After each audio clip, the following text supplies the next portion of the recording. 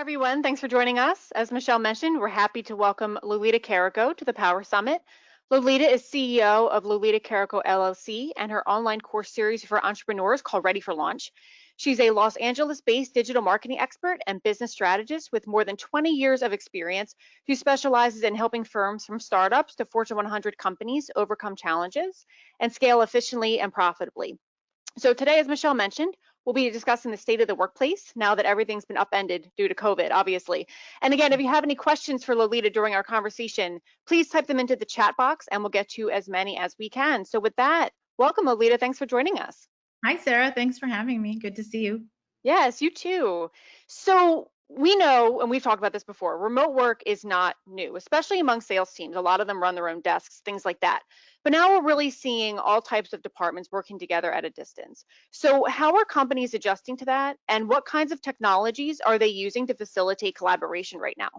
Sure. And I know a few of the other speakers have addressed this, but I think, 8 months in now, the struggle is not as bad as it was when this happened in March, when it virtually happened overnight, where teams were moving to working at home. So I think at that point, tools like Zoom, Microsoft Teams, like the previous speaker discussed, were being enhanced or implemented, as well as collaboration tools like Slack, which allowed for, connection and collaboration, but hopefully an outlet for socialization as well, which is something that I think is the long-term kind of the long-term problem with work from home.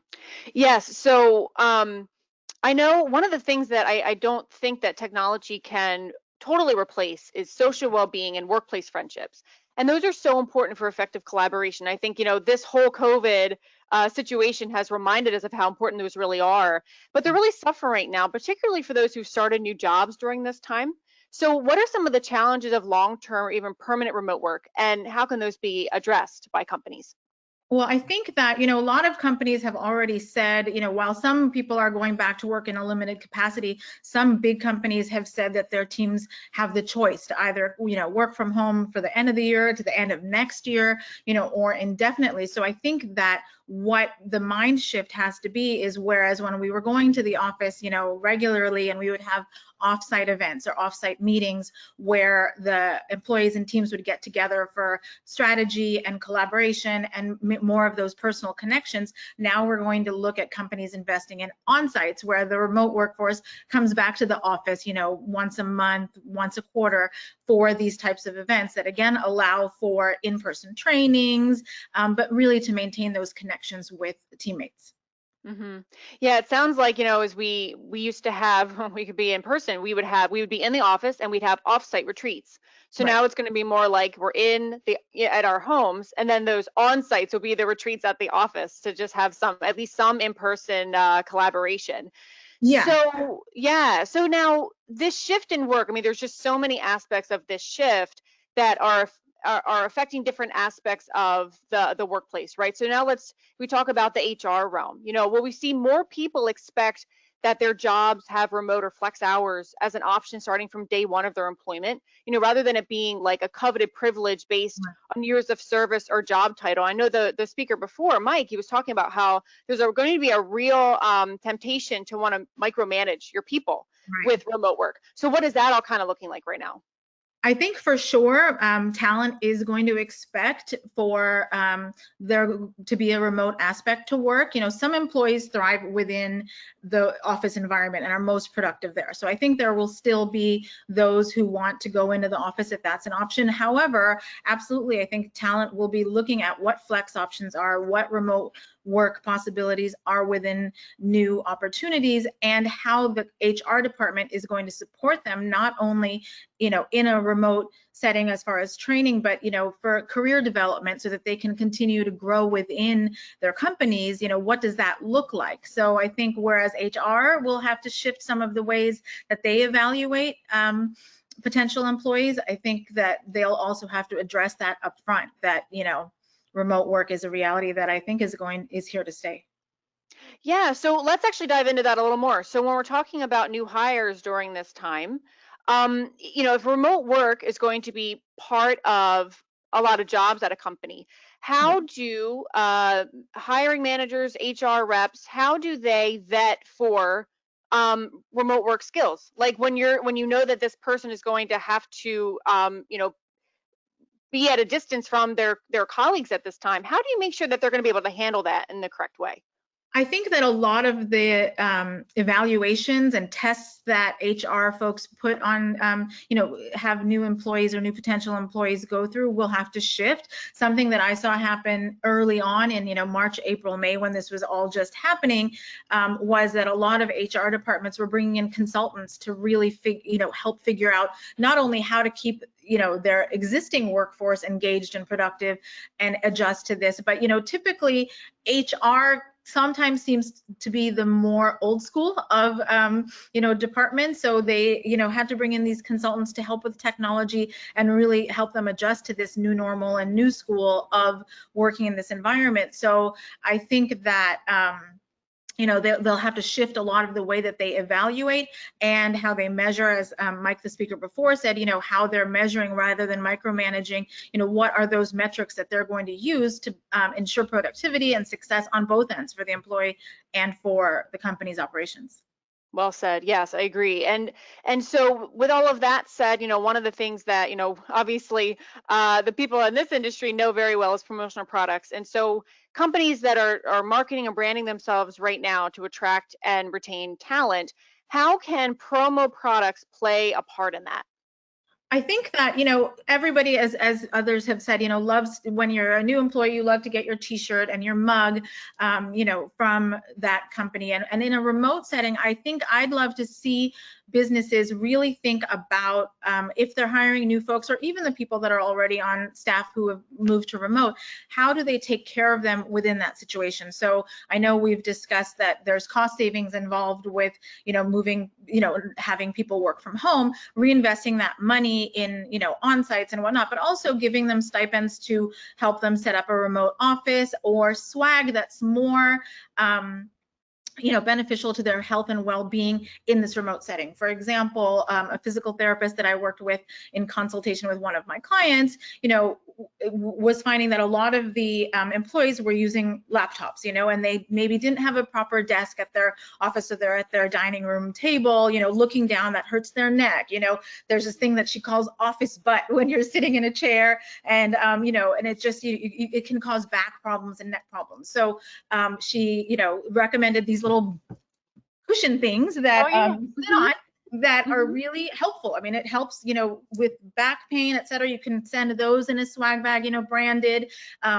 This great laptop stand that will elevate your laptop so you're looking straight on, helps with neck strain, and a wireless, keyboard. So those are things that you can invest in that's swag that is actually, helpful, and I think is meaningful for the employee, that, hey, this company is actually, beyond the t-shirt. They're thinking of my physical well-being. Hmm. Wonderful. Yes. And also, if we jump back a little bit to bringing on new people during this time, Yeah. what are some effective ways to onboard new hires in remote work? Because, and like I said before, we're reminded how important it is just to have in-person interaction as part of your onboarding. Not always like the technicalities of your job, but just to kind of like get to know your team on a personal level. There's something Yeah. that's missing when it's only virtual. So, what does that kind of look like now? What suggestions do you have for those who are onboarding new hires? Because the expectations of the new hires haven't changed. Right, exactly. And it obviously depends on the location of these new hires. I think we're finding that a lot of remote work, people are moving out of their big cities because they can move, they can move to more affordable locations, and work remotely. But ideally, those on-site events will be for trainings, for bringing people together, so that they can get an idea of what corporate culture is like, and then they go back to work at home. So I think that that's an investment in those on-site events that are socially distance appropriate and safe, but allow those relationships to foster when a employee is new.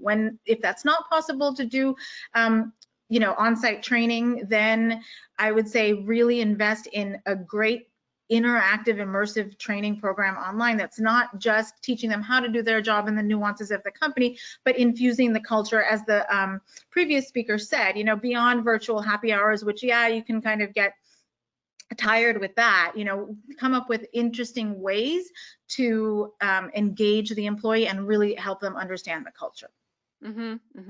Great.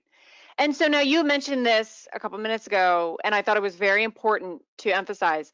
When you save on overhead because you don't have people in the office, it's Yeah. not just to like, oh, we're saving money. Great.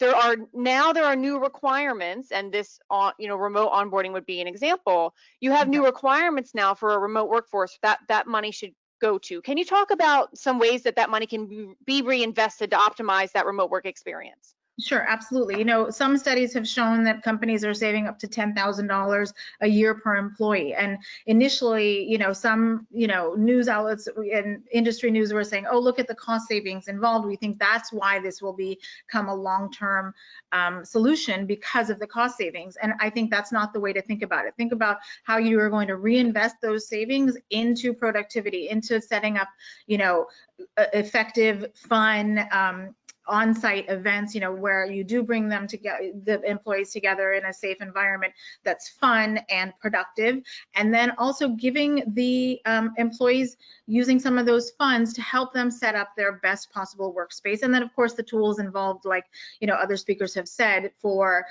productivity, time tracking, socialization, etc. So reinvest that money for ultimate productivity in this new normal.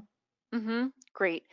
Perfect. And finally, we actually do have an audience question. Wanted to ask you, I know it sounds like, it says, do you think companies will bring all their people back after the pandemic, or most of them have some kind of remote work on a permanent basis? So what is it, and it's hard to, I think it's hard to estimate and approximate that because we don't really know what's going to happen next week. But that's a really good question. Like, I think though there's the combination now of people saying we're going to go all remote, we're going to be hybrid, everybody's coming back. And you just mentioned the cost savings. What is kind of your feel right now in terms of, like, do you think that the social well-being of being in person is really going to be important to companies? They're going to say, we can't, like an earlier speaker, we can't not have an office. We Right. have to start bringing people back once it's safe. What's your kind of feel right now of that landscape? I think that, it's very difficult to figure out what it's going to look like. So I think it's going to come down to choice,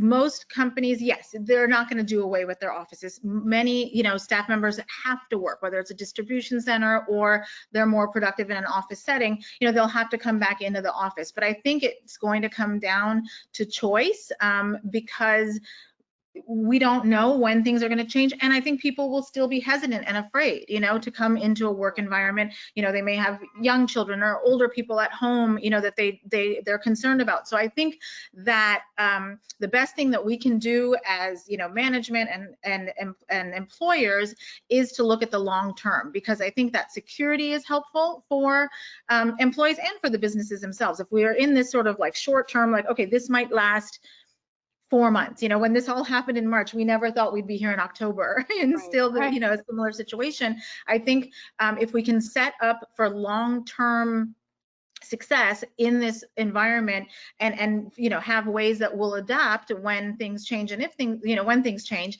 that'll help employees feel more secure and know what to expect. And I think the companies can also, be more successful that way as well. Great, perfect. And we also have a question from Brian. He says, any tips on managing remote employees in terms of balancing the trust that they're getting the work done? So we talked about not micromanaging in like a bad taste in your mouth kind of way, but still, it's going to take some oversight and transparency and over communication. So what's that balance look like? I know that's kind of tough. I think that, it's not, while they're working in a remote environment, it's not different from the measures that we had in place when we were all going to the office. Like everyone had their deadlines, expectations, as Mike, the previous speaker, said. That hasn't changed. You still have work and you have to get it done. It's, there's distractions for sure, and there can be bad behavior. Like I think I mentioned to you before, in the beginning, everybody had their cameras on for Zoom meetings or whatnot, and looked like they hadn't just rolled out of bed. That's slacked. I've now seen more meetings with cameras off or people looking like they might still be in their pajamas or whatnot. So I think that there are some rules that should and policies that should be put in place without, again, being like a parent to your Sure. teammates. But I think that the same metrics that you used before to measure success, deadlines, et cetera, don't change. It's just about putting some policies in place of how to maintain professionalism and hit those deadlines. And if you find, identify in advance when someone's slacking and work with them, potentially slacking, and work with them to identify what needs to be done to help set them up in a better situation. Yes, and I think to that point, we have actually another audience question from Dawn. She says, in the work from home environment, are weekly meetings still encouraged, or how often otherwise would you suggest to make sure they're getting their tasks complete? Like what's maybe overdoing it, underdoing it? What do you think? I think that, similar to what Mike said, this like Zoom culture where you're in Zoom meetings all day long, it seems, or, WebEx meetings or whatever it is. Mhm. I think that what has seemed to work is, depending on the size of the company, have a monthly or bi-weekly state of the company meeting where all hands can come on and discuss challenges, understand what the company is doing for the long term, and, whereas when you're in the office every day, you may have a better feel for corporate health, the company's health and whatnot. So I think a state of the, union type of meeting, once a month or so is important for the whole team, like all hands type of meeting. But then I think, yeah, weekly check-ins with departments is also, I think, 100% necessary, whether you're in the office or not. Great. And And finally, great. last question for you. Very important. Where did you get that purple pillow? Oh, I got it on Amazon. Oh, Amazon. Okay. And let me look at it. It's a Pro Source Fit. But honestly, like, it's amazing because you're not sitting, you're kind of, it's like a balance ball. You know how some Yeah. people use a balance ball to sit Yep. on, and it has changed my back pain, my neck pain, everything. Wow. Nice. Yeah, audience, whoever, I didn't have a name, so whoever asked that, there you go. It's on Amazon, and it's more than just keeping your seat comfortable. It actually has some health benefits, which is Yeah. great. So awesome. Well, thank you so much, Lolita. I really appreciate your time today. Thanks for joining us. Thank you, Sarah.